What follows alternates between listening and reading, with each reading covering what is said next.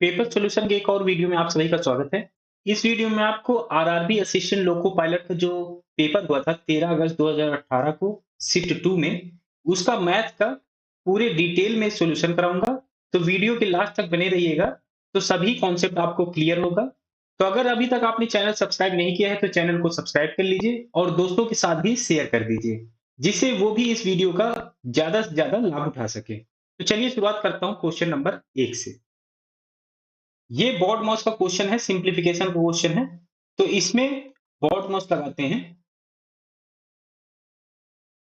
Baud moss में पहला letter होता है ब्रैकेट का। पहले ब्रैकेट सोल्व करेंगे, फिर ऑफ, फिर डिवीजन, फिर मल्टीप्लिकेशन, फिर एडिशन, फिर सब्ट्रैक्शन। ये सीक्वेंस होता है। और ब्रैकेट में भी अगर तीन तरह के ब्रैकेट हैं, ब्रैकेट में अगर तीन तरह के ब्रैकेट होते हैं, तो सबसे पहले स्मॉल ब्रैकेट, फिर सेमी ब्रैकेट, फिर है लार्ज ब्रैकेट। तो ये सीक्वेंस में ब्रैकेट को सोल्व करते हैं। तो अब इस क्वेश्चन को सोल्व करें। तो इसमें स्मॉल ब्रैकेट दिया हुआ है, केवल एक ही नंबर है, तो इसको ऐसे ही लिख लेते हैं -8। अब इसमें देखें, ये लार्ज ब्रैकेट है और इसमें देखें तो स्मॉल ब्रैकेट यहाँ पे है, तो स्मॉल ब्रैकेट यहाँ पे सॉल्व करें तो ये माइनस माइनस प्लस हो जाएगा, तो ये हो जाएगा 7 + 2, तो ये इसकी वैल्यू आ जाएगी 9। और यहाँ पे 36 है बाहर, तो 36 को डिवाइड करेंगे 9 से, तो ये आ जाएगा 4। तो ये पूरे ब्रैकेट की जो वैल्यू आ जाएगी वो आ जाएगी 4। तो ये ब्रैकेट हमने सॉल्व कर लिया। अब यहाँ पे डिवाइड का साइन है, तो डिवाइड को ऐसे ही रख दें। तो यहाँ पे है छोटा ब्रैकेट, स्मॉल ब्रैकेट, तो इसे हम ऐसे रख देते हैं क्योंकि यहाँ पे केवल एक ही नंबर है, तो इसको हम ऐसे ही रख दें। और यहाँ पे है अब सेमी ब्रैकेट। सेमी ब्रैकेट के अंदर स्मॉल ब्रैकेट्स हैं, तो स्मॉल ब्रैकेट पहले सॉल्व करेंगे। तो ये स्मॉल ब्रैकेट और ये स्मॉल ब्रैकेट, तो ये दोनों मल्टीप्लीकेशन में है, तो इन दोनों को मल्टीप्लाई कर दे, तो ये हो जाएगा -3 गुणे -5, 3 × 5 = 15 और माइनस माइनस प्लस हो जाएगा। तो ये हो जाएगा, ये सेमी ब्रैकेट है, 19 माइनस यहां से निकला था 15 प्लस में, तो ये माइनस का प्लस में मल्टीप्लाई होगा तो माइनस हो जाएगा, ये हो जाएगा 15। ये सेमी ब्रैकेट क्लोज। अब इसे सॉल्व कर ले, तो ये हो जाएगा -8 स्मॉल ब्रैकेट में, और ये दोनों ब्रैकेट हैं, तो ये दोनों ब्रैकेट सॉल्व होंगे। तो इन दोनों को मल्टीप्लाई कर दें, तो ये हो जाएगा 8 चौके 32, और इसमें माइनस था तो ये आ जाएगा -32, और ये डिवाइड का साइन आ गया। अब इसमें स्मॉल ब्रैकेट है और ये सेमी ब्रैकेट है, तो इन दोनों ब्रैकेट को सॉल्व करें, तो यहाँ पे है 19 - 15, तो यहाँ से वैल्यू आ जाएगी 4, और यहाँ से देखें तो -4, और ब्रैकेट में 4 है तो ये आ जाएगा 4 चौके 16, और माइनस था तो यहाँ से -16 हो जाएगा। तो ये माइनस से माइनस कैंसिल हो जाएगा। अब ये 32 को 16 से डिवाइड करें, तो 16 दूनी 32, तो इसकी वैल्यू आ जाएगी 2। तो ये है ऑप्शन 1 में, तो ऑप्शन 1 इसका करेक्ट हो जाएगा। नेक्स्ट क्वेश्चन बताता हूं। यदि समीकरण, एक ही समीकरण दिया हुआ है, का सिर्फ एक ही पुनरावृत्त मूल हो, तो ए का धनात्मक मान क्या होगा, ये हमें फाइंड करना है। तो इसमें मूल दिया हुआ है, पुनरावृत्त मूल दिया हुआ है इसमें। तो ये इक्वेशन दिया हुआ है, तो इसे हम ax² plus bx plus c equal to 0 के फॉर्म में बना लें। तो 3x² है यहाँ पे, और इस साइड है ax²। तो इस ax² को इधर ले आए, तो ये हो जाएगा 3x² माइनस ax², और यहाँ पे माइनस ax है, तो जो x का पार्ट है फैक्टर, इसे इधर ले आए, तो ये हो जाएगा -ax, और ये हो जाएगा -2x। अब यहाँ पे ये जो नंबर है 6, और यहाँ पे है नंबर 2, तो इसे भी एक साइड में ले आए, तो ये हो जाएगा +6 है यहाँ पे, और ये आएगा तो -2 हो जाएगा। अब इधर बचेगा 0। ये दोनों x² के टर्म है, तो इसमें से x² कॉमन ले लें, तो ये हो जाएगा 3 - ax², और यहाँ पर -x कॉमन ले लें, तो -x कॉमन लें, तो यहाँ पे बचेगा a + 2, और ये हो जाएगा x, और यहाँ पे हो जाएगा ये प्लस में, ये 6 में से 2 घटेगा तो ये आ जाएगा 4, ये इक्वल टू है 0 के। तो अब ये इस कुछ फॉर्म का बन गया। यहाँ पे प्लस आना चाहिए, तो यहाँ पे प्लस कर दें तो अंदर माइनस करना पड़ेगा। तो यहाँ पे माइनस से मल्टीप्लाई करेंगे तो ये माइनस ए आ जाएगा, और यहाँ पे प्लस से में माइनस का मल्टीप्लाई होगा तो ये आ जाएगा माइनस। तो ये हो गई माइनस ए माइनस 2x। अब इस इक्वेशन को कंपेयर कर दें इस इक्वेशन के साथ, तो कैपिटल ए की वैल्यू आ जाएगी 3 माइनस ए, और बी की वैल्यू आ जाएगी माइनस ए माइनस 2, और सी की वैल्यू आ जाएगी यहाँ से 4। तो पुनरावृत्त मूल है, तो इसकी कंडीशन होनी चाहिए B square minus 4ac equal to 0, या कहें बी स्क्वायर इक्वल टू होना चाहिए 4ac के। तो इसमें वैल्यू रख दें इनकी, तो कैपिटल बी की वैल्यू यहां से निकाला था, तो ये है माइनस ए माइनस 2 का होल स्क्वायर, और ये इक्वल होना चाहिए 4 इंटू ए की वैल्यू क्या थी यहाँ पे 3 माइनस ए, 3 माइनस ए, और यहाँ पे सी की वैल्यू है 4, तो इसमें ये 4 मल्टीप्लाई हो जाएगा। अब इसे सॉल्व कर लें, तो इसका स्क्वायर करें, ये हो जाएगा ए स्क्वायर प्लस 4, और ये हो जाएगा प्लस 4a। ये इक्वल में आए तो ये हो जाएगा 4 चौके 16, और ये हो जाएगा 3 माइनस ए। तो इसे सॉल्व करें तो ये आ जाएगा a square plus 4a equal to, ये हो जाएगा 16 48 माइनस 16a। तो ए वाले पार्ट को निकलना है, और जो ये 48 है उसको निकलना है, ये हो जाएगा ए स्क्वायर, और यहाँ पे माइनस 16a इधर आएगा तो ये आ जाएगा 16 और 4 20 हो जाएगा प्लस 20a, और ये 48 इधर आएगा तो ये आ जाएगा 4 माइनस 48 हो जाएगा माइनस 44 इक्वल टू 0 हो जाएगा।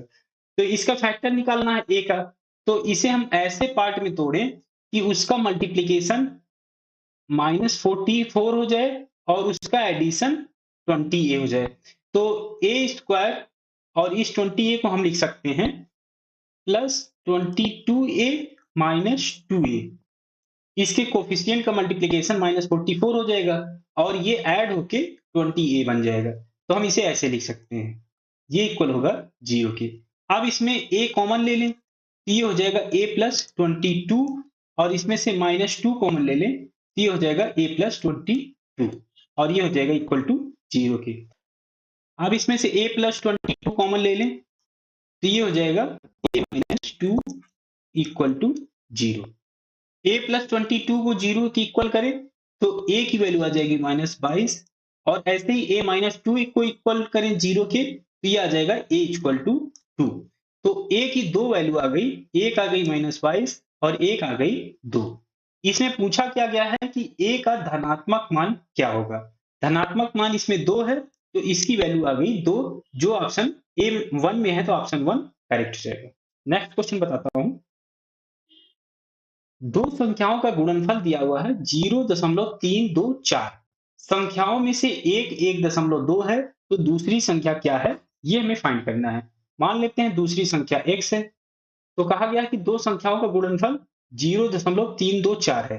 तो एक संख्या 1.2 दी हुई है, दूसरी संख्या हमने मान ली x, तो इनका दोनों का मल्टीप्लीकेशन हो जाएगा 0.324। अब यहाँ से x की वैल्यू निकाल सकते हैं, ये हो जाएगा 0.324 डिवाइडेड बाई 1.2। 0.324 को पूर्ण संख्या में लिखें तो इसे हम लिख सकते हैं 324 डिवाइडेड बाई 1000, और 1.2 को पूर्ण संख्या में लिखें तो इसे लिख सकते हैं 12 डिवाइडेड बाई 10। एक जीरो से ये जीरो कैंसिल हो जाएगा, 12 से इसे डिवाइड करें तो ये हो जाएगा 12 दूनी 24, और यहाँ पे बचेगा 84, 12 सते 84, तो इसकी वैल्यू आ जाएगी 27/100। अब x की वैल्यू निकालें तो x की वैल्यू हो जाएगी 27/100 है, तो ये आ जाएगा 0.27। ये इसकी वैल्यू हो जाएगी, ऑप्शन 4 इसमें करेक्ट हो जाएगा। नेक्स्ट क्वेश्चन बताता हूं। 250 का 38% किसके बराबर होगा ये पूछा गया है। 250 का 38% निकालना है, तो 38 को डिवाइड कर दें 100 से, तो ये परसेंटेज में आ जाएगा। और किसका निकालना था 250 का, तो 250 से मल्टीप्लाई कर दें, तो इसे सॉल्व करें तो 0 से ये 0 कैंसिल हो जाएगा, और इसे हम 5 से डिवाइड करें तो ये आ जाएगा 5, और इसे 5 से डिवाइड करें तो ये आ जाएगा 2, 2 से इसे डिवाइड करें तो ये आ जाएगा 19, ये हो जाएगा 19 50 95, तो 38% आ जाएगा 95, जो कि ऑप्शन 2 में, तो ऑप्शन 2 करेक्ट हो जाएगा। नेक्स्ट क्वेश्चन बताता हूं, एक सप्ताह में कितनी बार घड़ी की सुइयां एक दूसरे से मिलेंगी? तो घड़ी की सुइयां 12 घंटे में मिलती हैं एक दूसरे से 11 बार। एक दिन में 24 घंटे होते हैं, तो इसमें 2 से मल्टीप्लाई कर दें तो 24 घंटे में मिलेंगी। इस 11 में मल्टीप्लाई होगा 2 का तो ये आ जाएगा 22 बार। 22 बार मिलेंगी 24 घंटे में। निकालना कितने में है? एक सप्ताह में। तो एक सप्ताह में होते हैं 7 दिन, तो ये आ गया एक दिन का। इसे लिख सकते हैं एक दिन। तो 7 से मल्टीप्लाई कर दें तो ये आ जाएगा एक 7 दिन का, या कहें एक सप्ताह का। एक सप्ताह में आ जाएगा, सप्ताह में इस 22 में 7 का मल्टीप्लाई कर दें तो ये हो जाएगा 22 सत्ते 154। तो 154 बार घड़ी की सुइयां एक दूसरे से मिलेंगी। ऑप्शन 2 इसमें करेक्ट हो जाएगा। घड़ी का मैं एक अलग से वीडियो बना रखा हूं, उसमें आपको डिटेल में बताया है कि कैसे घड़ी की सुइयां एक दूसरे से मिलेंगी, और उसमें पूरा घड़ी के जो क्वेश्चन आते हैं एग्जाम में आपके, उसको पूरा मैंने कवर कर रखा है। अगर वो वीडियो आप देखना चाहते हैं तो मैं उसको लिंक दे दूंगा आपको डिस्क्रिप्शन बॉक्स में, आप वीडियो को देख सकते हैं। मैंने और भी कई वीडियो बनाए हुए हैं, मैं उसका प्लेलिस्ट का भी लिंक दे दूंगा। आप उस प्लेलिस्ट में जाके सारी वीडियो देख सकते हैं, जो आपके रेलवे के एग्जाम के लिए बहुत ही यूजफुल होंगी। नेक्स्ट क्वेश्चन बताता हूं, 5 मीटर ऊंचे प्लेटफॉर्म के शीर्ष से एक टावर का उन्नयन कोण 30 डिग्री था। यदि प्लेटफॉर्म टावर से 40√3 मीटर दूर स्थित था तो टावर कितना ऊंचा था, ये हमें फाइंड करना है। एक कोई प्लेटफॉर्म है 5 किलोमीटर ऊंचा, मान लेते हैं ये 5 किलोमीटर ऊंचा है, प्लेटफॉर्म है ये। यहां से दिया हुआ है कि इसके शीर्ष से, यहां से दिया हुआ है एक टावर का उन्नयन कोण 30 डिग्री है। 30 डिग्री, एक 30 डिग्री पर एक टावर बना लें तो ये हो जाएगा।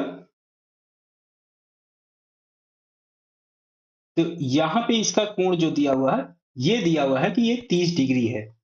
ये टावर है, टावर। यदि प्लेटफॉर्म टावर से 40√3 मीटर दूर स्थित था, तो इन दोनों के जो बीच की दूरी दी हुई है वो दी हुई है 40√3 टावर से, ये प्लेटफॉर्म से, ये प्लेटफॉर्म है। अब क्या पूछा गया है कि तो टावर कितना ऊंचा था, ये हमें फाइंड करना है। मान लेते हैं पूरे टावर की लंबाई है x, ये पूरे टावर की लंबाई x है। तो यहां तक की लंबाई कितनी होगी? ये है 5 किलोमीटर, ये होगी। तो ये हो जाएगी इतनी डिस्टेंस, ये वाली डिस्टेंस जो है ये हो जाएगी x-5, क्योंकि हमने पूरी डिस्टेंस मानी थी, वो x मानी थी ऊंचाई इसकी। तो x-5 इसकी इतनी ऊंचाई बचेगी। तो अब यहाँ पे tan का फार्मूला लगा दें। tan 30 डिग्री क्या होता है? लंब बटे आधार। लंब है x-5, ये हो जाएगा x-5, और आधार है इसका 40√3।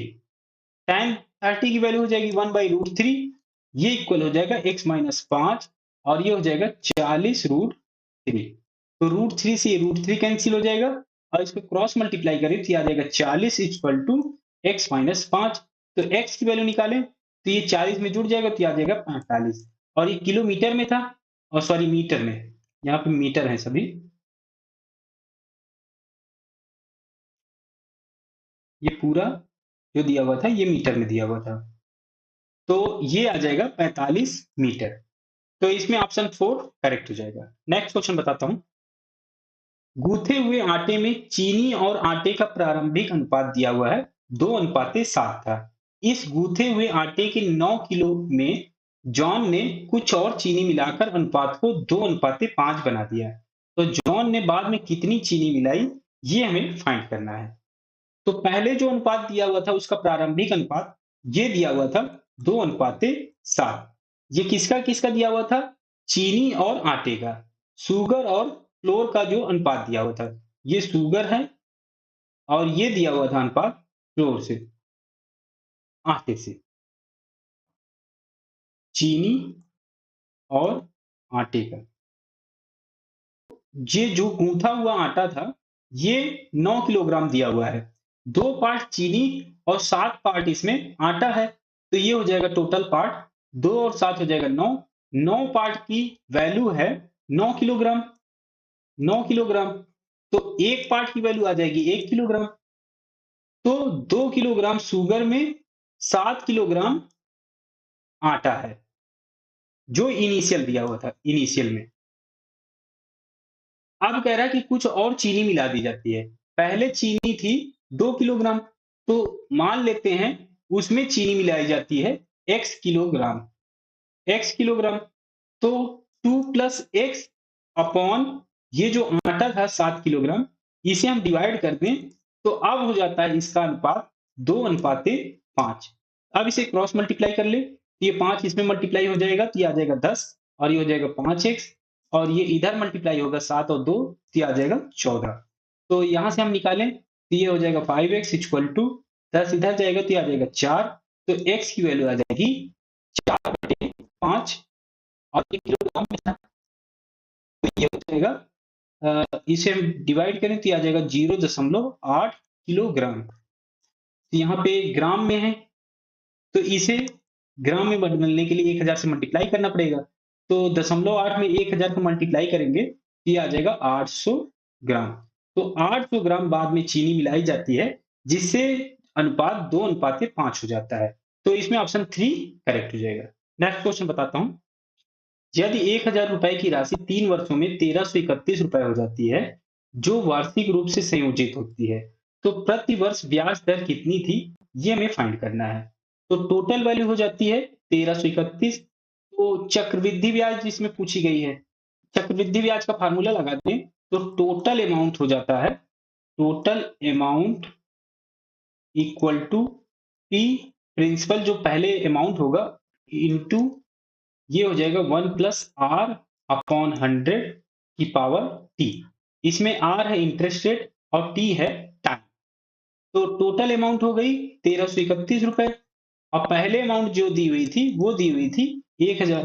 तो इसमें प्रिंसिपल की जगह 1000 रख दें, इनटू इसमें इंटरेस्ट रेट हमें फाइंड करना है, प्रति वर्ष ब्याज, तो इसे हम आर ही ले लें, तो आर अपॉन 100, और टाइम जो दिया हुआ है इसमें 3 वर्ष दिया हुआ है, तो टी की जगह आ जाएगा 3। इस 1000 को इधर ले आए तो ये हो जाएगा 1331 डिवाइडेड बाई 1000, और ये इक्वल हो जाएगा 1 प्लस आर अपॉन 100 की पावर 3। दोनों तरफ क्यूब रूट ले लें, तो 1331 किसका क्यूब रूट होगा, ये होगा 11 का, और 1000 का क्यूब रूट निकालें तो ये आ जाएगा 10।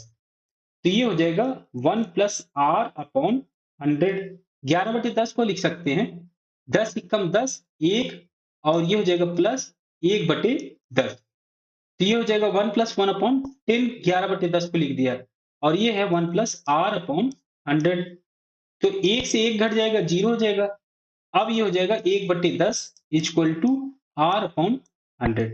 तो एक जीरो से ये एक जीरो कैंसिल हो जाएगा, तो आर की वैल्यू आ जाएगी यहाँ से 10, जो कि परसेंटेज में था तो ये आ जाएगा परसेंटेज।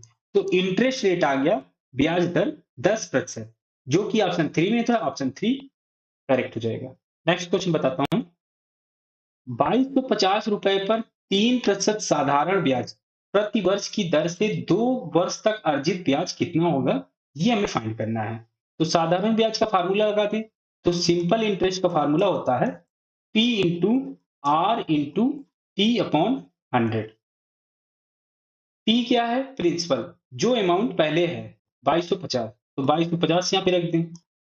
आर क्या है, इंटरेस्ट रेट, साधारण ब्याज दर, तो ये है 3% दिया हुआ है इसमें, तो यहाँ पे 3 रख दें। और टाइम है समय, 2 वर्ष दिया हुआ है तो 2 यहाँ पे रख दें। ये डिवाइड हो रहा है 100 से, 100 से डिवाइड कर दें, तो एक जीरो से एक जीरो कैंसिल हो जाएगा, और 2 से इसे डिवाइड करें तो आ जाएगा 5।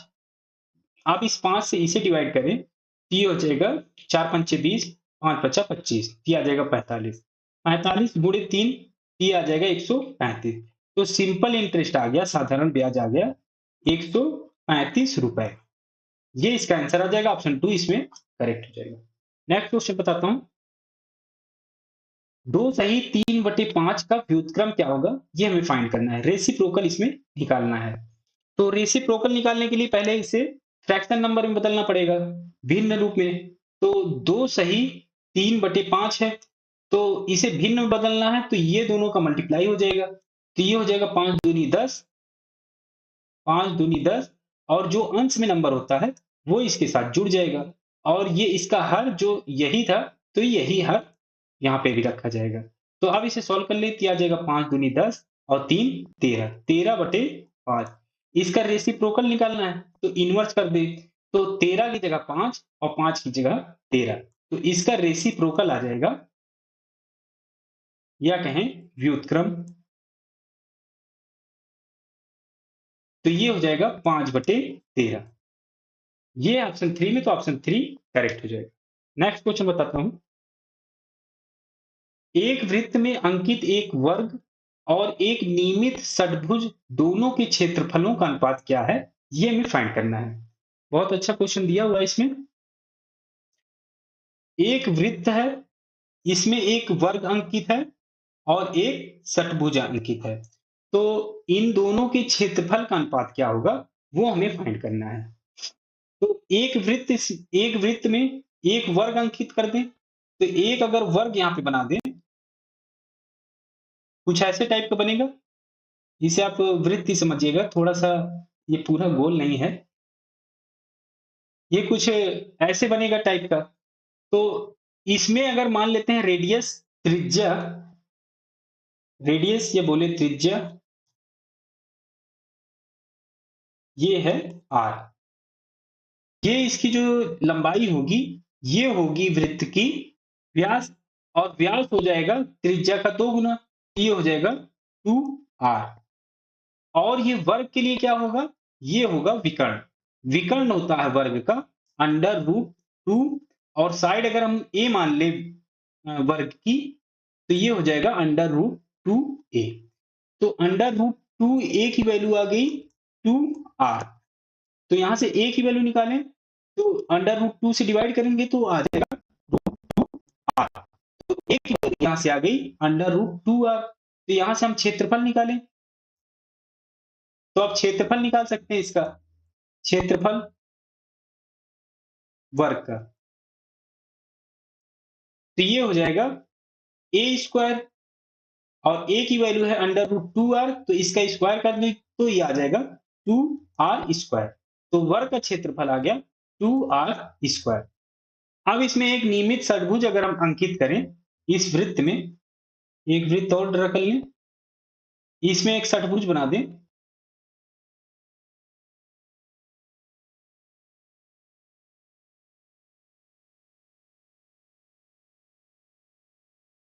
तो मान लेते हैं इसकी भुजा है कैपिटल ए, तो ये जो भुजा होगी इसकी, ये वाली भुजा होगी, ये होगी 2a, ये प्रॉपर्टी होती है षट्भुज की, और यही इसका व्यास भी होगा किसका, वृत्त का, तो ये इक्वल हो जाएगा 2r के, क्योंकि हमने यहाँ पे रेडियस r मान रखी थी, तो ये हो जाएगा 2r के इक्वल। तो इसमें षट्भुज के लिए क्या हो जाएगा, ये हो जाएगा 2 capital A equal to value आ जाएगी 2r की, तो यहां से इसकी भुजा निकालें तो ये आ जाएगा capital A equal to r, तो इसकी भुजा आ गई रेडियस के बराबर r के बराबर। तो अब इसका क्षेत्रफल निकाल लें, क्षेत्रफल निकालें षट्भुज का,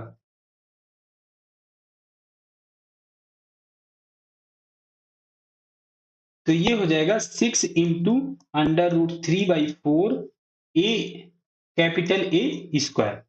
अब यहां से कैपिटल A की वैल्यू रखते हैं, तो ये हो जाएगा 6 इंटू √3/4, और कैपिटल A की वैल्यू है r, तो ये हो जाएगा स्क्वायर में है, तो ये आ जाएगा r स्क्वायर। इसे सॉल्व करें तो ये आ जाएगा, 2 से काटें तो ये आ जाएगा 3, और ये 2 से काटें तो ये आ जाएगा 2, तो इसकी वैल्यू आ जाएगी 3√3/2 r स्क्वायर। तो इन दोनों क्षेत्रफल का अनुपात निकालना है, वर्ग के और षट्भुज के। तो इसका क्षेत्रफल आया था 2r स्क्वायर, और इसे डिवाइड करना है षट्भुज के क्षेत्रफल से, तो ये आया है 3√3/2 r स्क्वायर। तो r स्क्वायर से r स्क्वायर कैंसिल हो जाएगा, और ये 2 अंश में चला जाएगा, मल्टीप्लाई होगा, तो ये आ जाएगा 2 दूनी 4 अपॉन, ये हो जाएगा 3√3, ये इसका अनुपात आ गया, जो है ऑप्शन 3 में, तो ऑप्शन 3 करेक्ट हो जाएगा। नेक्स्ट क्वेश्चन बताता हूं। 3 संख्याओं का औसत 6 है, मान लेते हैं वो संख्याएं हैं a b c, तीन संख्याओं का औसत 6 दिया हुआ है, ये हो जाएगा a प्लस बी प्लस सी, क्योंकि इसका औसत निकालना है तो 3 से डिवाइड कर दें और ये इक्वल दिया हुआ 6 के, तो यहाँ से आ जाएगा a plus B plus C equal to 18। एक इक्वेशन ये बन गई। और क्या कंडीशन दी हुई है, पहली दो का औसत 5 है, पहली दो का निकालें, पहली दो का औसत 5 दिया हुआ है, तो यहाँ से a प्लस बी की क्या वैल्यू आ जाएगी 10। एक इक्वेशन ये बन गई, इक्वेशन नंबर 2। जबकि अंतिम दो का औसत 8 है, अंतिम दो b और c हैं, तो b plus C divided by 2 equal to हो जाएगा 8। ये हो जाएगा b plus C equal to 16। एक इक्वेशन ये बन गई। इसमें तीनों संख्याएं हमें फाइंड करनी है, तो इसमें a प्लस बी प्लस सी की वैल्यू इसमें दी हुई है और इसमें a प्लस बी की वैल्यू दी हुई है। तो अगर इक्वेशन 1 से इक्वेशन 2 घटा लें तो यहाँ a प्लस बी तो कैंसिल हो जाएगा, यहाँ पे बचेगा c और 18 में से अब 10 घटेगा, ये आ जाएगी c की वैल्यू, तो ये आ जाएगी c की वैल्यू 8। तो c की वैल्यू 8 आ गई। इसी तरह इक्वेशन 1 से इक्वेशन 3 घटा दें तो यहाँ पे b प्लस सी तो कैंसिल हो जाएगा इसमें से, तो बचेगा a, तो ये हो जाएगा 18 माइनस 16, तो ये आ जाएगा 2। तो a की वैल्यू आ गई 2 और c की वैल्यू आ गई 8। तो इसमें हम रख दें, इक्वेशन 1 में रख दें, तो a प्लस सी की वैल्यू हो जाएगी 8 2 10, 10 घटेगा 18 से, तो b की वैल्यू आ जाएगी 8। तो तीनों की वैल्यू फाइंड हो गई, 2 8 8। ये है ऑप्शन 3 में, तो ऑप्शन 3 करेक्ट हो जाएगा। नेक्स्ट क्वेश्चन बताता हूं। दिए गए आंकड़ों के आधार पर शहर ए में साक्षरों का प्रतिशत क्या है, ये हमें फाइंड करना है। तो शहर ए ले लें, और की हमें जरूरत ही नहीं है।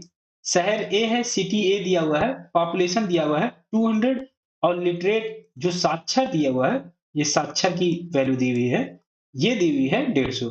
तो टोटल है साक्षर इसमें 150 और टोटल पॉपुलेशन 200 है शहर ए की, तो 200 से डिवाइड कर दें और परसेंटेज निकालना है तो 100 से मल्टीप्लाई, दो जीरो से दो जीरो कैंसिल हो गया और 2 से इसे डिवाइड करें तो आ जाएगा 75। तो इसकी वैल्यू आ जाएगी 75%। ये ऑप्शन 1 में, तो ऑप्शन 1 करेक्ट हो जाएगा। निम्न को हल करें।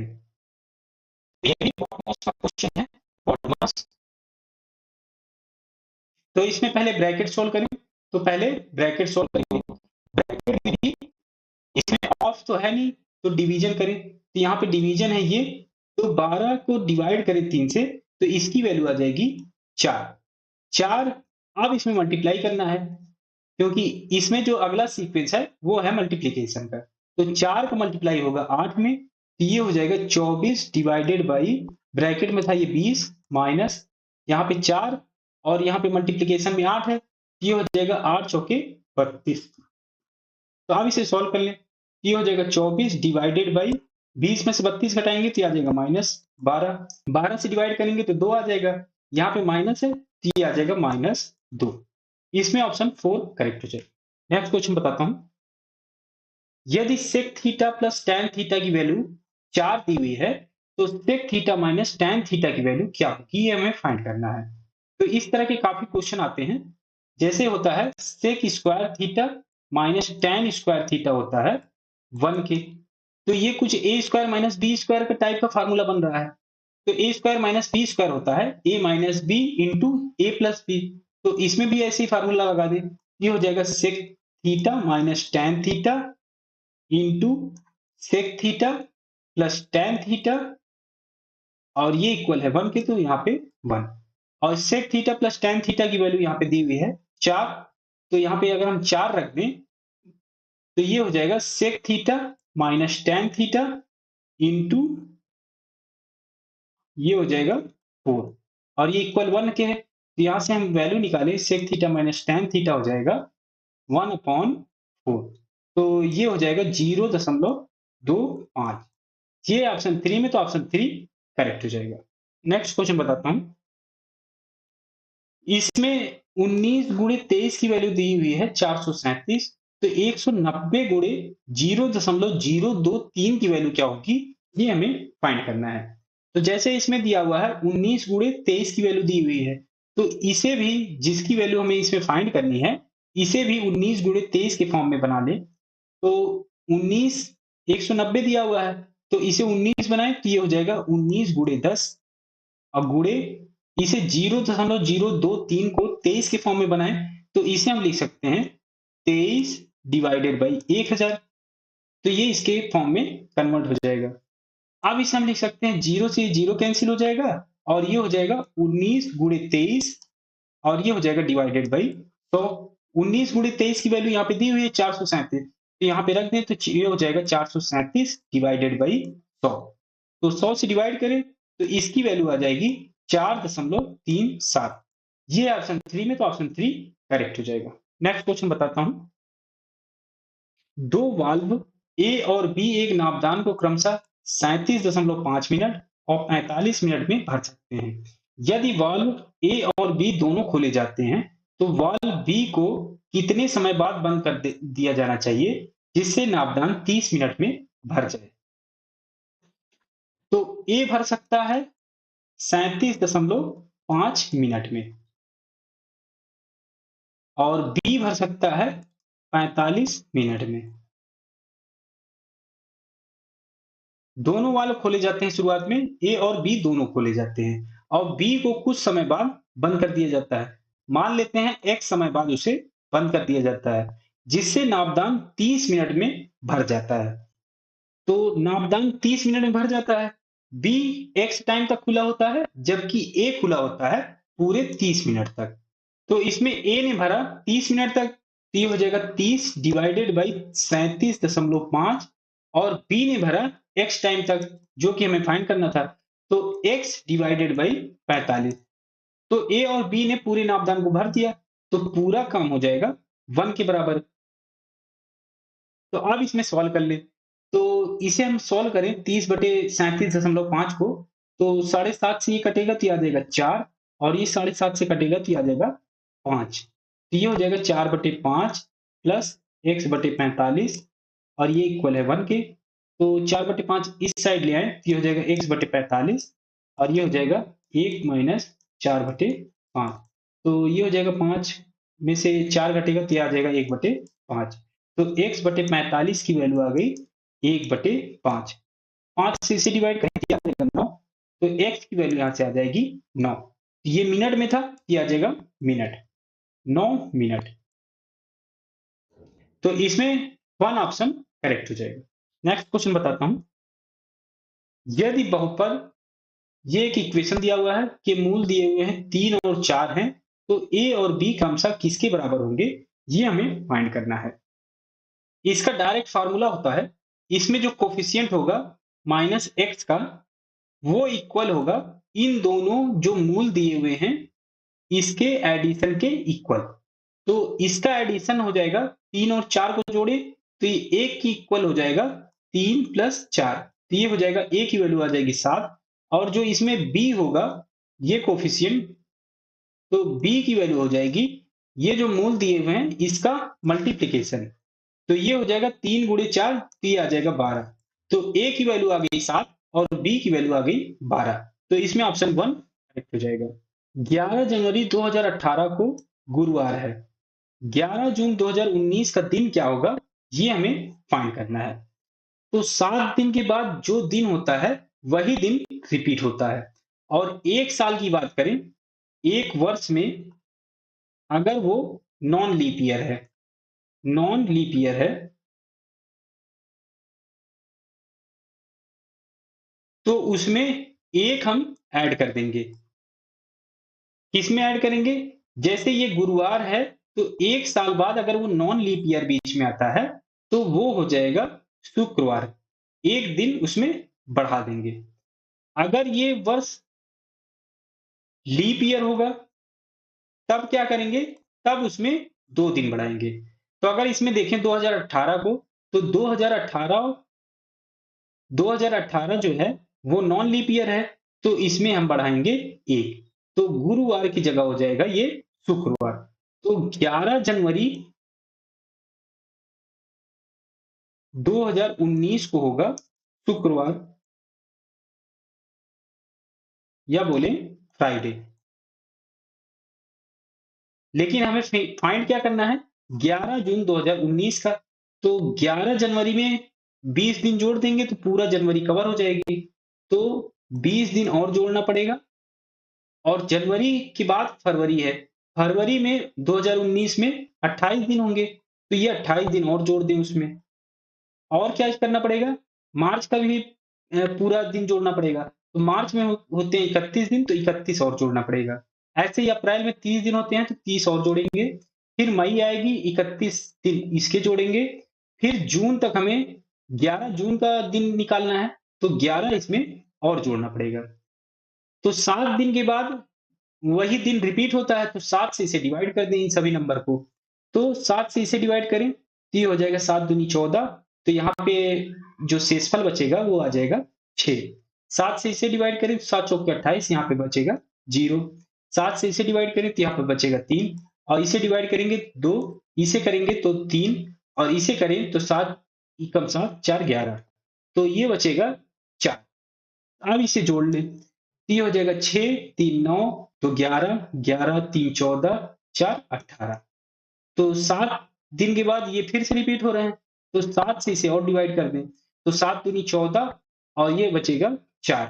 इसमें शेषफल बचेगा 4। शुक्रवार में 4 दिन और जोड़ दें, तो हमें वो दिन मिल जाएगा जिसमें 11 जून 2019 दिन होगा। तो शुक्रवार में 4 दिन जोड़ें, शनिवार, रविवार, सोमवार और मंगलवार। तो शुक्रवार में 4 दिन जोड़ेंगे, तो ये आ जाएगा मंगलवार, या बोले ये हो जाएगा ट्यूसडे। तो इसमें ऑप्शन 2 करेक्ट हो जाएगा। इसमें दिन का भी कोड होता है, लेकिन बहुत से लोगों को नहीं पता है, तो मैंने इसको ऐसे ही बता दिया कि इसमें 4 दिन जोड़ा जाता है। नहीं तो शुक्रवार को कोड होता है 5। 5 में 4 जोड़ेंगे तो 9 हो जाएगा, और 9 को डिवाइड करेंगे 7 से, तो उसमें शेषफल बचेगा 2। 2 का कोड होता है मंगलवार, तो वैसे भी मंगलवार आ जाएगा। नेक्स्ट क्वेश्चन बताता हूँ। इसमें एचसीएफ निकालना है 36, 72 और 126 का। तो सबसे पहले छोटी नंबर ले लें, तो 36 से डिवाइड करें 72 को, तो 36 दूनी 72, तो ये पूरा का पूरा घट जाएगा, तो ये आ जाएगा इसमें 0। तो 36 और 72 का जो एचसीएफ आएगा वो तो आ गया 36।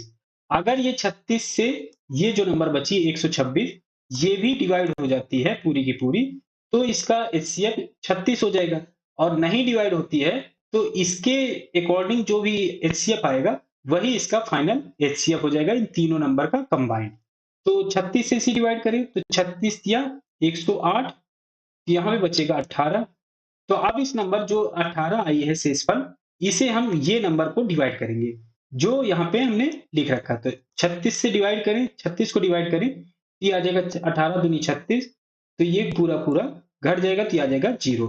तो इसमें नंबर जो तीनों नंबर को डिवाइड कर देगी वो है 18, तो इसमें एचसीएफ आ जाएगा 18। इसमें ऑप्शन 4 करेक्ट हो जाएगा। नेक्स्ट क्वेश्चन बताता हूँ। स्पीड एंड डिस्टेंस का काफी अच्छा क्वेश्चन इसमें पूछा गया है। पीटर नगर ए से आता है और पॉल नगर बी का रहने वाला है। वह एक ही समय पर एक ही मार्ग से एक दूसरे के शहरों के लिए यात्रा शुरू करते हैं। वह रास्ते पर कहीं मिलते हैं और अपनी यात्रा जारी रखते हैं। पॉल से मिलने के लिए पीटर अपने गंतव्य तक पहुंचाने के लिए 13.5 घंटे का समय लगाता है, जबकि पॉल को पीटर के शहर तक पहुंचने में 6 घंटे लगते हैं। अगर पीटर की गति 30 किलोमीटर प्रति घंटा थी, तो पॉल की गति कितने किलोमीटर प्रति घंटा थी? ये हमें फाइंड करना है। तो इसमें दिया हुआ है 2 टाउन है, एक है ए और एक है बी। पीटर यहां से चलता है बी के लिए, और पॉल जो चलता है बी से चलता है ए के लिए। एक यहाँ पे कहीं डिस्टेंस पे वो एक दूसरे से मिलेंगे, और एक दूसरे से मिलने के बाद पीटर को 13.5 घंटे लगते हैं बी तक पहुंचने में, और जबकि पॉल को लगते हैं 6 घंटे ए पे पहुंचने के लिए। और दिया हुआ है कि पीटर की स्पीड जो है वो 30 किलोमीटर प्रति घंटा है, तो पॉल की स्पीड क्या होगी, ये हमें फाइंड करना है। तो इसका डायरेक्ट फार्मूला होता है कि जहां पर मिलते हैं उसके बाद जो समय लगता है वो अनुपात में होते हैं। अगर पीटर की स्पीड मान ले, स्पीड ऑफ पीटर ये है एस पी, और स्पीड ऑफ पॉल मान लें ये है SPO। तो इसका डायरेक्ट फार्मूला हो जाएगा SP अपॉन SPO, और ये इक्वल हो जाएगा अंडर रूट ऑफ इनका जो टाइम लगेगा, मान लेते हैं पीटर का है TP और टाइम लगता है पॉल का TPO। तो इसका फार्मूला हो जाएगा, ये इक्वल हो जाएगा TPO अपॉन TP के।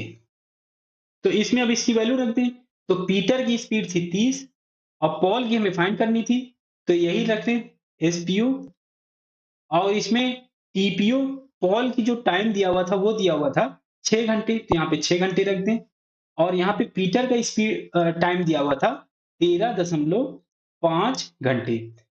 तो अब इन्हें सॉल्व कर लें, 6 से इसे डिवाइड करें तो ये हो जाएगा 6 दूनी 12, यहाँ पे बचेगा 1.5, तो दशमलव लगाएं तो 15, 6 दूनी 12, तो यहाँ पे बचेगा 6 पंचे 30, तो ये आ जाएगा 2.25। तो यहाँ पे हम इसको सॉल्व करें तो ये आ जाएगा 30 बटे SPO इक्वल हो जाएगा, और ये हो जाएगा 1 अपॉन 2.25। 2.25 स्क्वायर रूट निकालें, ये हो जाएगा 1 अपॉन 1.5। तो SPO की वैल्यू चाहिए, तो ये क्रॉस मल्टीप्लाई हो जाएंगे, तो ये हो जाएगा 30 गुणे 1.5। तो इसे सॉल्व करें तो आ जाएगा 45। तो इसकी स्पीड जो थी वो किलोमीटर प्रति घंटा में थी, तो इसकी भी स्पीड हो जाएगी किलोमीटर प्रति घंटा। तो पॉल की स्पीड आ गई 45 किलोमीटर प्रति घंटे। ऑप्शन 2 इसमें करेक्ट हो जाएगा। तो इसमें मैंने सभी क्वेश्चन आपके कवर कर दिए हैं जो एग्जाम में आए हुए थे। अगर ये वीडियो आपको अच्छी लगी हो तो लाइक करिए, दोस्तों के साथ शेयर करिए और सब्सक्राइब जरूर कर लीजिए। साथ ही साथ बेल आइकन जरूर दबाइए, जिससे जो भी वीडियो आए आपको नोटिफिकेशन जरूर मिल जाए। तो मिलते हैं एक नए टॉपिक के साथ, तब तक के लिए आप प्रैक्टिस करिए।